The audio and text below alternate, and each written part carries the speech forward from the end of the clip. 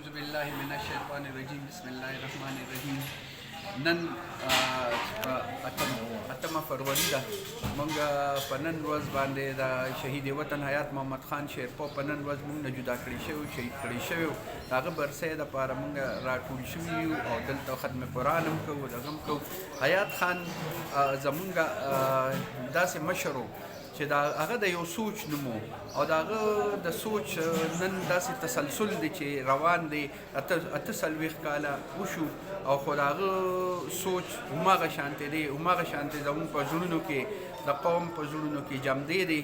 او حیات خان چې کومو ظالمانو کومو خلکو موږ نه جدا کړی و نو د هغې دا خیال و چې موږ خان جدا کړو، موږ خو هغه موږ نه هغې بدني جدا کړو خو روحاني لا هغه زمونږ په زړونو کې دی، د قوم په زړونو کې دی. او اوسه پورې قوم هغه سره چې کومه مینه کوي. هغه یو ملنګ سړی و چې کله گورنر شو نو دا گورنر هاوس دروازې د عامو خلکو دپاره کولاو کړې.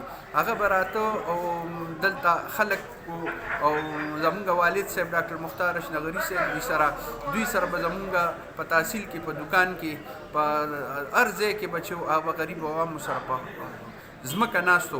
یو ملنګ سړی و، یو فرشته صفت سړی و او اوسه پورې د هغې په نه د حیات خان چا دغه پکې څه مسله راوښکه او نه د مونږ آفتاب احمد خان شیرپو کې چا مسله راوښکه. نو انشاءالله مونږ ټول ملګري یو او ټول به د هغه د چې کومه اته څلوېښتمه برسي ده دا به په شایان نشان طریقې سره مناوو.